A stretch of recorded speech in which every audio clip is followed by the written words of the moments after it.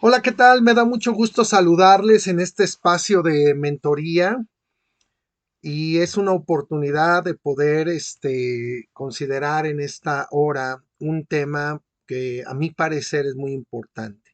El ministerio al cual el Señor nos ha llamado es un ministerio que tiene que ser desarrollado en el poder del Espíritu de Dios, en el poder del Espíritu Santo. Es importante que tú y yo valoremos y también identifiquemos nuestras habilidades, capacidades, dones y talentos para poderlos desarrollar y poderlos usar dentro del ejercicio del ministerio al cual Dios nos ha llamado.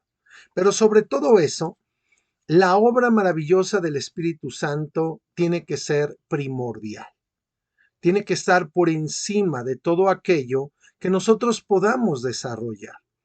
La obra del Espíritu Santo potencializa de una manera lo que nosotros somos, lo que nosotros podemos hacer y aún más allá, manifiesta un poder extraordinario para poder desarrollar la obra que el Señor quiere que hagamos en este tiempo, en esta generación. Hoy te voy a invitar a que me acompañes al libro del profeta Zacarías. Zacarías 4, versículo 6 es la porción que hoy quiero que consideremos para que podamos reflexionar un momentito en esta palabra que el Señor le da a uno de los líderes del tiempo de la restauración. Como tú recordarás, el pueblo de Dios sufrió dos cautiverios. Después de la división del reino, el reino del norte fue llevado cautivo en el año 722 por el imperio asirio. Después, en el año 605, 597 y 586, ocurrieron tres deportaciones a través de las cuales el reino del sur, el reino de Judá y Benjamín, fue llevado cautivo a Babilonia. Después de 70 años, hablando de este último cautiverio, el pueblo de Dios regresó nuevamente a la tierra de Palestina, a la tierra de Israel. Y fue a través del liderazgo de un hombre llamado Zorobabel que se da el primer regreso. Alrededor del año 1536 a.C., Zorobabel capitanea a 50,000 judíos que vienen a la tierra de Jerusalén a restaurar el templo. Esa fue la encomienda que les dio Ciro, el rey de Persia, restaurar el templo de Dios que estaba en Jerusalén. En el año 535, un año después de que Zorobabel llega con ese contingente, se echan los cimientos del templo, se levanta el altar del sacrificio y nuevamente el pueblo puede ofrecer ofrendas a Dios, que tú y yo sabemos que tienen que ver con la adoración. Y así empezó la reconstrucción del templo en el año 536. Sin embargo, por el asedio de sus enemigos, por las circunstancias tan difíciles que ellos enfrentaron, la obra de reconstrucción del templo se detuvo por 15 años. Entró el desaliento, la desesperanza en la vida de los líderes, en este caso Zorobabel, y el sumo sacerdote que se llamaba Josué. Entró también en todo el pueblo. Y ya no continuaron esta edificación, ya no continuaron esta obra tan importante porque el templo era el centro de la vida de toda la nación. Su comunión con Dios era determinante para que ellos pudieran vivir una vida bajo la gracia, el favor y la misericordia de Dios. Entonces, la obra de reconstrucción se detuvo por 15 años y fue a través del ministerio de dos profetas, los cuales Dios levantó en aquellos tiempos. El primero de ellos, Ageo, un profeta ya de edad, un profeta anciano, que habló al pueblo para despertar en ellos nuevamente el deseo de reconstruir la casa de Dios. Y a la par de Ageo, el Señor levantó al profeta Zacarías. Este profeta habló de una manera muy directa al liderazgo de Zorobabel. Dios puso en el corazón de Zacarías una palabra profética que tenía el propósito de levantar nuevamente el ánimo, de alentar nuevamente a este líder, a este ministro de Dios, a este siervo de Dios, para realizar la tarea que Dios le había encomendado. Entonces, es aquí en el capítulo 4 donde Dios, por medio del profeta Zacarías, va a hablar a Zorobabel, va a hablar a su siervo en este tiempo para que él cumpla el propósito por el cual Dios lo había llamado. Dios lo había elegido en ese momento. Dice así: Zacarías 4:6 es el versículo que quiero que consideremos. Dice: entonces respondió y me habló diciendo: esta es palabra de Jehová a Zorobabel, que dice: no con ejército ni con fuerza, sino con mi espíritu, ha dicho Jehová de los ejércitos. Zorobabel era un hombre ilustre dentro de la tribu de Judá. Muchos estudiosos hablan, dicen, escriben que si la monarquía hubiera continuado después del regreso del cautiverio, Zorobabel hubiera sido rey sobre el pueblo. Sin embargo, como la monarquía no continuó, él fue un gobernante, él fue un líder en los aspectos políticos y sociales de la nación. Y la obra a la cual Dios le llamó fue una obra muy grande, muy grande. Conducir, liderar, ser un pionero en cuanto a la restauración de toda una vida nacional no es algo sencillo. Y Zorobabel tenía características muy importantes. Era un estadista, era un estratega, era un hombre con muchas habilidades y capacidades. Pero aquí el Señor, de una manera muy clara, le habla a Zacarías para que él pueda compartir esta palabra profética a Zorobabel.